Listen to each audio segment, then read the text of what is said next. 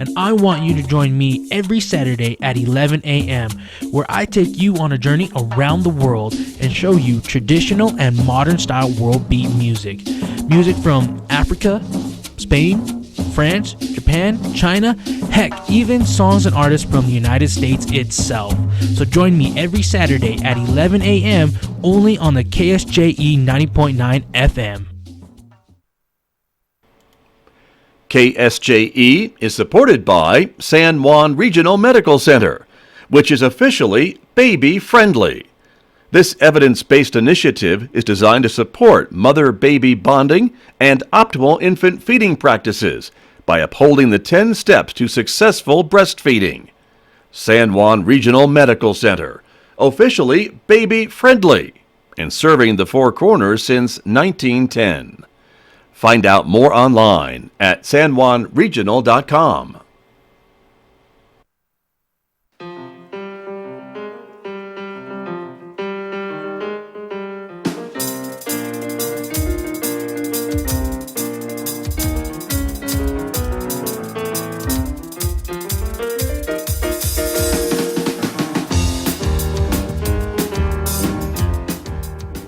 "11 minutes past 8 o'clock. It's Wednesday morning, October the 16th. Good morning, everyone.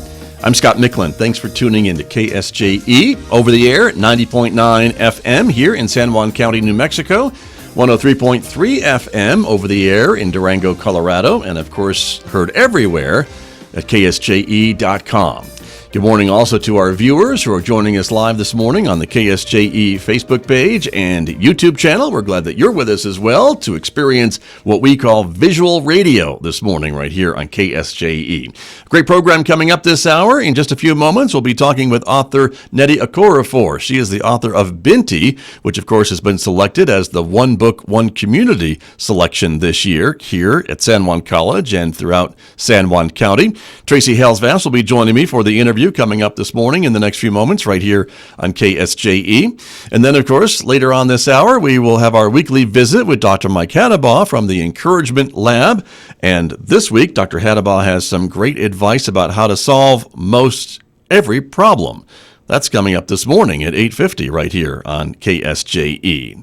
Next hour, Mick Hess will take over the airwaves, roving with the arts, of course, some arts news for us, and music from the classical satire Anna Russell. That's coming up today on Roving with the Arts, proving to be an interesting show. And then it's Right on Four Corners with Tracy Hales-Vass, our local and regional author program. And Tracy is again replaying our interview with Nnedi Okorafor, who is coming to San Juan College next week, next Tuesday, as a matter of fact, for a visit here in the area. And so you'll hear that interview again today at 10:30 right here on KSJE, part of our Right on Four Corners program. At 10:30. Don't forget, of course, to connect with us on social media so you don't miss a thing. We'd like you to like our Facebook page. You could subscribe to our YouTube channel. You could also follow us on Twitter at KSJE or at KSJE_news, or check us out on Instagram as well. Weather forecast, well, today it's sunny again. Lots more sunshine coming your way. 74 for a high in Farmington today. Partly cloudy skies overnight tonight with a low of 36. Sunny and a bit milder tomorrow with a high of 75 with a low of 46 Thursday night. Then things do cool off for the weekend. 65 for a high on Friday, 67 for a high on Saturday, and 55 for a high on Sunday with overnight lows.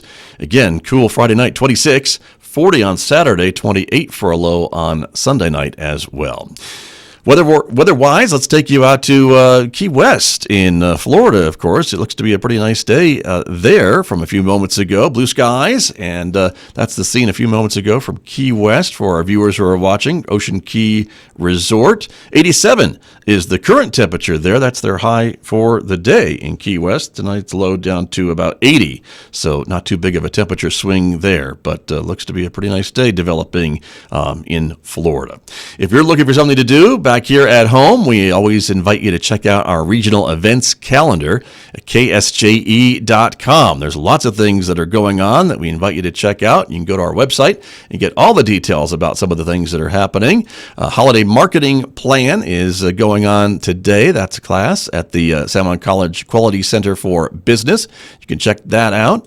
Imaginative Works of Mentality and Desert Dreams is on display at the San Juan College Henderson Fine Arts Center Gallery. There's also a San Juan College choir concert going on this week. And at the Farmington Civic Center, they are presenting Spooktacular on October 18th. You can get details about all of that on our website at ksje.com. Farmington Cinematheque series, the film Fiddler, Miracle of Miracles, the film about the making of Fiddler on the Roof. That's going to be shown on October the 19th. Just some of the many events that you'll see when you check out our regional events calendar at ksje.com. We hope you'll do that and when you're looking for something to take part in.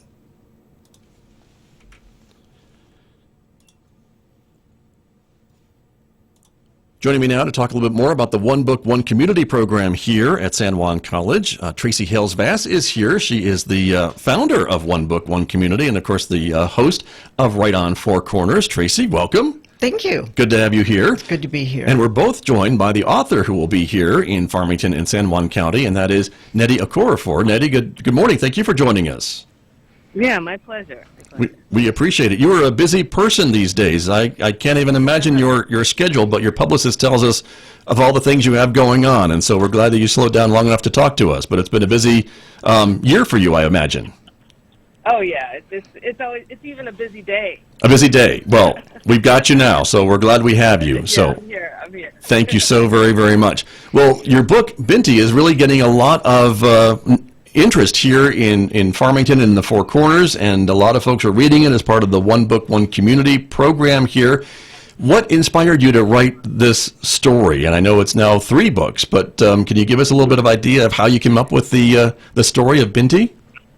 Yeah, I mean, it was a culmination of a series of events. We'll just put it that way.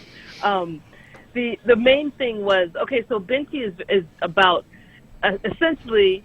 It's set in the future, and it's about an African girl. And I say African without being specific because it's in the far future. It's about 500 years in the future. And so borders and cultures have shifted, all of that, names and everything have shifted. So if I were to call it by any name, it wouldn't even make a difference. So African girl who goes out into space to attend the finest university in the galaxy, and she leaves her very insular, culturally advanced but insular home and family to do this.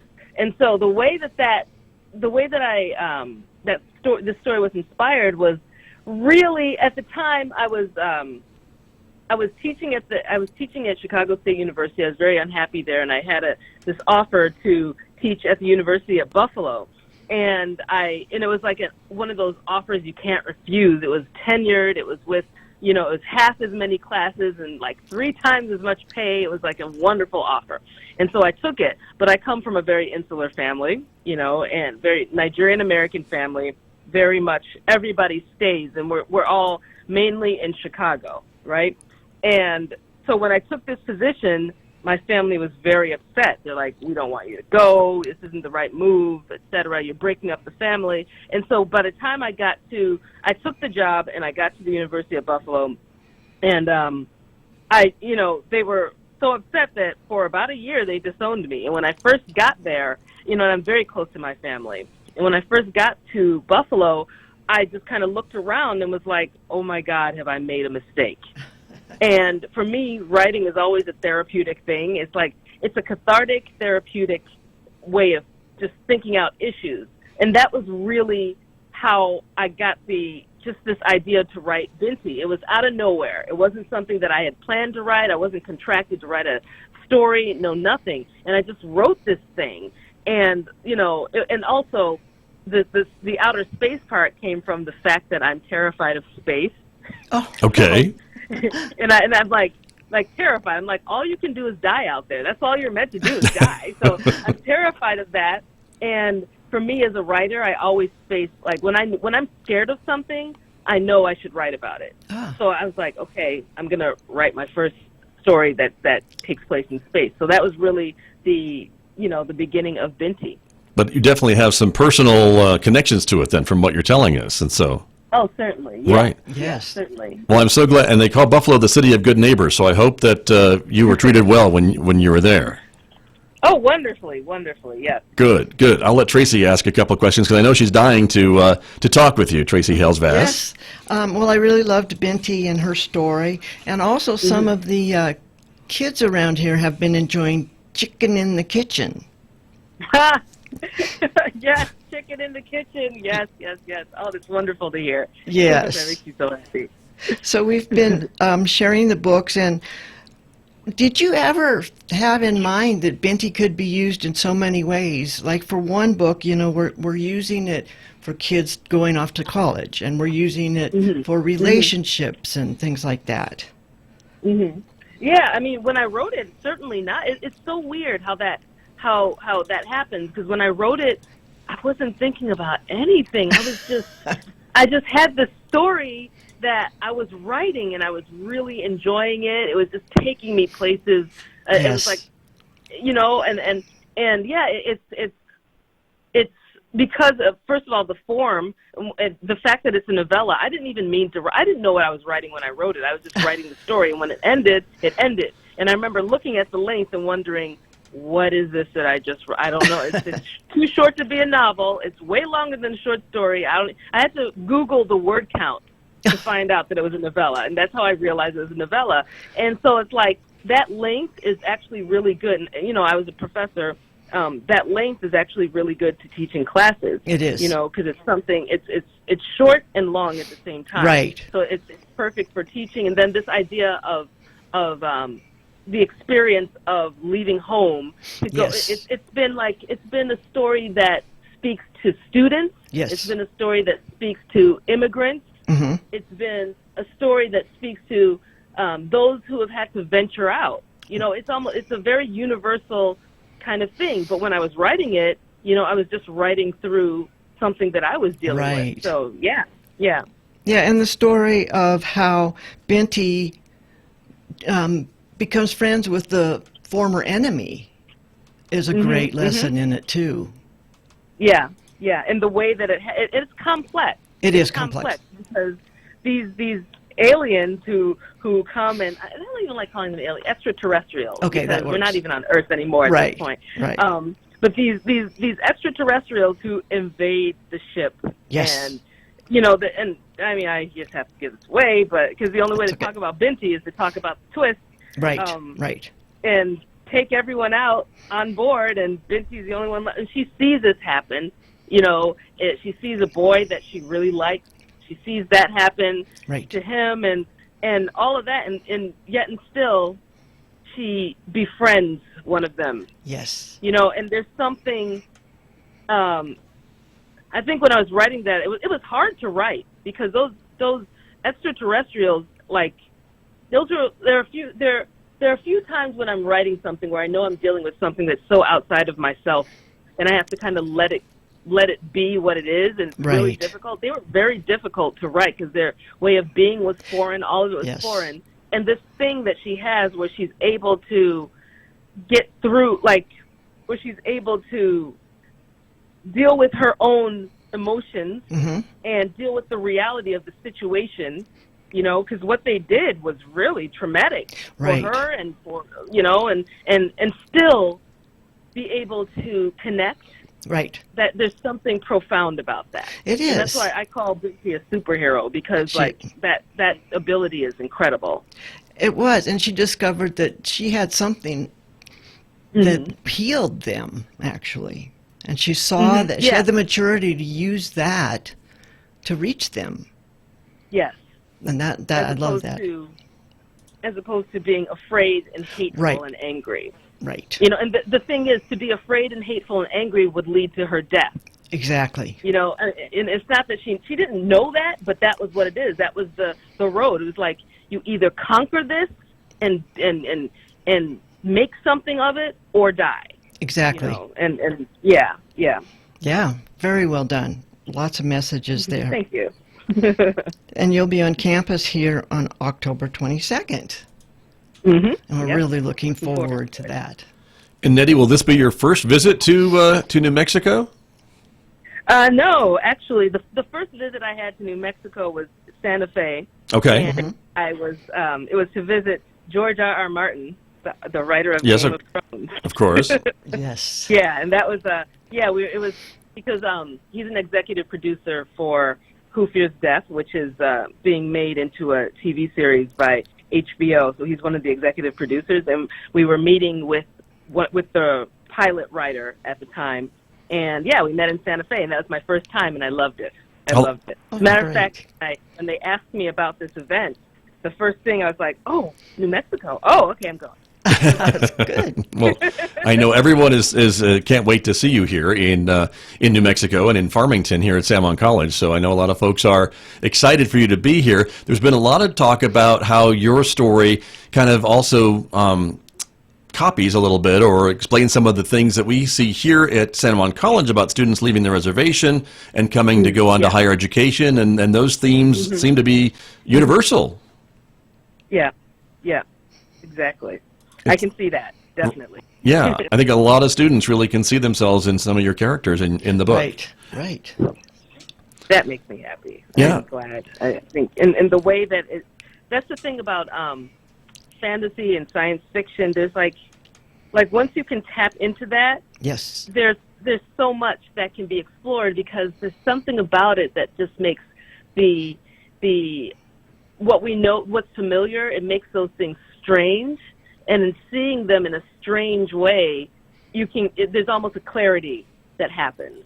That really pleases me. Yeah. It's interesting how you can, and other science fiction, magical realism writers can make these other worlds so believable. I mean, there's a certain level of reality that you've got to adhere to. Yeah. And, well, for me, whenever I'm world building, I believe everything that I'm writing when I'm writing it. That helps. And that's really important. Yes. It's really important. It's like, because there does have to be a logic to things. So when you believe what you're writing and you just see you're in that world that you've written. Yes. And you look around, everything makes sense. Everything makes sense. And so that tends to come through really strongly in the stories that I write. It does. They're very real. You forget you're somewhere else that's not real. So that takes quite the balance. Yeah. And your that theme of African culture is very predominant in all your writing. And I know that, Binti is African, as you say. And she's Himba, yeah. Right. And so I find that fascinating also. Yeah, I mean, well, I'm Nigerian American. Right. So from a young age, and the way that the connection was made for me was, the way my parents did it was really effective. And it wasn't like, they sat us down and were like, this is your culture, and this is what you have to. No.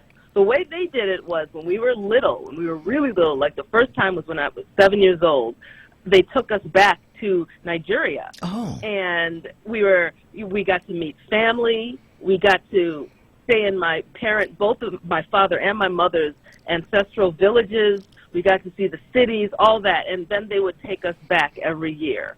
Oh, and once we knew our cousins and our grandparents and our aunts and uncles and started hearing the language, trying to pick up the language very badly, we interacted with it. It's a part of us, and it became a really strong part of our identities. Those trips were really, really powerful. Right. And so when I finally sat down to write, those things came through. It's like it's an understanding, and for me, it's a very specific cultural rooting. I'm very specifically rooted in Nigerian Igbo culture. That's what I grew up with. That's my foundation of everything. And so when I write Binti is like, whenever I write anything, if I'm writing anything that's set in Africa or a part of Africa, it's specific. It's not like I'll say, she's in Africa, and I explain the reason why talked about Binti the way I did, but like it's very culturally specific. So Binti is Himba, and the Himba people are real people from Namibia, and they use the ojitse, the clay, the red clay that they put on their skin and roll into the women put on their skin and roll into their hair, etc. That it's very specific. A lot of the things the decisions that Binti makes, her adherence to culture and tradition and family are from Himba culture. A lot of things about the story are from Himba culture, and that's the way, and that's the way I write. That's from the standpoint that I write, because I feel that those things are important. I feel like universality is important, but so is specificity. Right. And that comes really through. That red clay is integral to the twist and the whole plot. Yeah. It's a really, and the funny thing is, when I was writing it, I wasn't aware of how powerful of a metaphor it was. Oh. It was just, for me, it was literal. It was like, oh my gosh, her people put this on their skin. Like, she's going to be on this spaceship just making everything red. Right. Every time she leans on something, she's going to leave her back print there. Stuff like that. And as I'm writing it, by the end, when I read over what I'd written, I'm like, oh my God, I see this. I see the metaphor. She's leaving home, and she's one who doesn't leave home behind. She goes out and adventures, and she brings home with her, and she brings it with her on a literal level, where she has the earth of her home on her skin, and that is her culture, and she maintains it. So yeah, it's a lot. It was really, it's a powerful thing. It is. Very much so. Nnedi, let me ask you a little bit about, again, the themes of this and how important. You mentioned that your family made it a point to take you back to their villages and to expose you to your family's culture. And how important is that for others to maybe investigate, if they can't maybe make a trip back to where their families come from, but at least to learn more about their origins and their stories and all those things that make their family so unique? How important is that, would you say? I've always felt it was really important. Like it's like knowing the past is knowing the future, is knowing the present. It's all intertwined. If you're not able to know your past, I think that like exploring that idea is important. I think that like going back, for example, if you're African American and you don't know where, you because of the transatlantic slave trade, you don't know which part of Africa you came from. I still feel like I think that like that gives you the freedom to recreate. It gives you the freedom to do that. But I also think that going back in any capacity is important. I think that like if I didn't know what part, I would still go back to any part that I chose.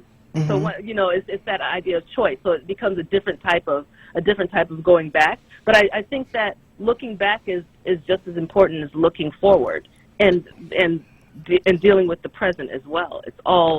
They're all part of each other. Absolutely. And I think again it does relate to so many of our students who sometimes want to leave their culture behind. Yeah. But and I understand that. And I understand that inclination. I do, because of the pressures of society to conform. A lot of times to become like everyone else means the dominant culture, which is not yours. Which it means to become like the dominant culture, which is not yours. I understand that, and I understand that it is easier in a lot of ways. I think that's in the short run. In the long run, however, to understand will take you further, like the understanding of self. Because for me, it's like I had to work through a lot of those cultural differences. When I went back to Nigeria, they called my sisters and I, what did they call us? Not the Nigerian Americans, but the American Nigerians. They called us Oyibo, which means white. There's a lot of cultural conflict, and for us, it was like we were very much like Binti, where we didn't just get angry and fight back. We worked with it. So it's like we faced it, and we did that early on, and it was painful and confusing. Growing up, we were like, what are we? We don't fit in any group. We're not Nigerian. We're not American. What are we? And it felt lonely at times. But, like, over the years, once we got older and came to understand that we were both and neither, and it was okay, and just go with what we are, and find out more about our cultures, even if it didn't quite fit us. You come to this, you solidify as your own person, right. And now we're very confident in how we move about the world and how we understand the world and understand culture and understand cultural diversities and all of that. Like we're much better off for understanding who we are and going through that confusion. So yeah, I totally get it. But I think that it's really important to venture inward. It's just as important to venture inward as it is outward, which is very much something Binti would say. Exactly. Very interesting. And again, from the Navajo cultures that we have here, and it sounds like you have been able to kind of make room for both, and to be your own person, and to celebrate all that goes into making you. And I think we can say a lot of that for a lot of folks who either come to this country or are part of minorities in this country, but want to be American, but also don't want to forget about where they come from and their other family heritage, right? Yes, exactly. I think that's why Binti is such a, it has that universal feel, because so many have that story and they're grappling with it. And like I said, I really want to highlight the fact that it is tough. It is tough. It can be confusing. It requires effort, but in the end, it's the better way to go than just assimilating and having just kind of erasing as much as you can because of whatever. Well, Nnedi, we certainly appreciate your time. Tracy Hales-Vance, any other questions for our guest? Oh, I have many, but I'll leave. Okay. I know a lot of folks, Nnedi, are looking forward to your appearance here at San Juan College. I know you'll take some time to visit with the audience and to visit with fans of your work, and we appreciate your time and making the trip to Farmington on October 22nd. So thank you for spending some time with us today. Yeah, my pleasure. I look forward to my visit. Well, we look forward to it as well, and thank you so much for joining us. And Tracy, thank you for having me on your show, and thank you for being on my show. You're welcome, and thank you. You're very welcome. Thank you. Thanks again, Nnedi. We appreciate it very, very much. And thank you, everyone, for joining us. I'm Scott Micklin, and this is KSJE. This program on KSJE is supported by Citizens Trust and Investment Corporation, providing a competent, innovative, and caring team of professionals to serve wealth management, trust administration, employee benefit plans, retirement planning, and estate settlement needs. Find out more about Citizens Trust and Investment Corporation at 505-599